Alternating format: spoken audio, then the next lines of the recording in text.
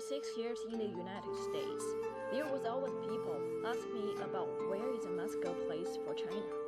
Well, at this moment, I answer with no hesitation. If you want to get to know a country, you have to learn its history. To learn the history of China, you have to come to Shanxi.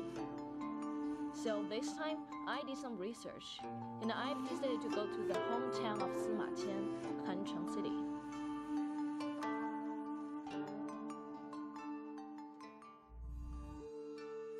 The special location of Hancheng made it an important place for the communication between Shanxi and Shanxi.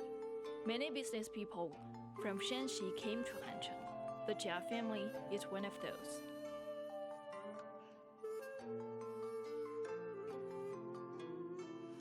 Upon entering this site, I found a huge area of dwellings down the valley. This is actually Dang Village. So most of the dwellings here are built during Ming and Qing dynasty.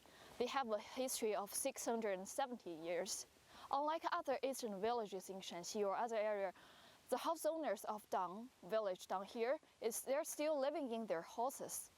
Dang Village is actually in Chinese Dang Jia Cun, which Dang and Jia are two big Chinese family names. So down there used to be two big wealthy Chinese families living down this village. Right now, Dang Jia Cun has a total of 320 households, and the total population is 1,400. Well, because of the limitation of the farmland, not many people in Dang Village were doing farm work. A lot of them went out to do some business, and they actually earned some money. People in Dang Village like to spend money in two ways: building houses and education. So there came these Asian architectures with a strong sense of literature and culture. Well, we can see from the doors that these houses all belong to the Dang family. And we can also see the walls. The door fronts right here is higher than the other houses in the area. That's because these houses are for wealthier families. So the Dang family is really wealthy back that time. And this one right here, this stair, the hair stair, it's actually for people to stand on this stair so that it's easier for them to ride onto their horse. And this ring, similar to this one, they're like for park your horse right here so that you can tie your horse onto this ring. And this one with the little stone lion eyes top is also for tie your horse. So what is the difference between this one and that one? I was told that these rings are like public parking spot so that visitors or anyone, they can park their horse right here and tie onto the ring. But this one is like your own reserved parking spot, so no one else can park their horse right here. The elder generations of Dang Village not only created material wealth, but also spiritual wealth. So I just arrived here. This is like a family instructions courtyard. And let's check out what they have.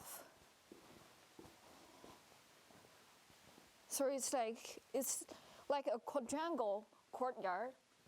And on left side and right side, they have calligraphies of, I think, like family instructions. It's like the experiences left by our ancestors, and they want to educate their future generation. I saw this one like 耕读传家. So 耕 is like farming in Chinese, 读 is like study, and 传家 means like these are the two important things in people's life, in Chinese people's life back that time. And 传家 means the two important things. We need to keep it and pass on to future generations. These door headers were name cards of families, and also delivers family traditions and values to educate future generations so that they can read whenever they go by. So this room where I am right now is actually the shrine for the Jia family. And just like that one we went over there is the shrine for the Dang family. And this room is actually for the future generation of Jia family to make sacrifices to their ancestors. And I was told that right now, 60% of this village right here is belong to the Dang family, and 30% belongs to the Jia family. So I guess that's why this village is called Dang Village right now.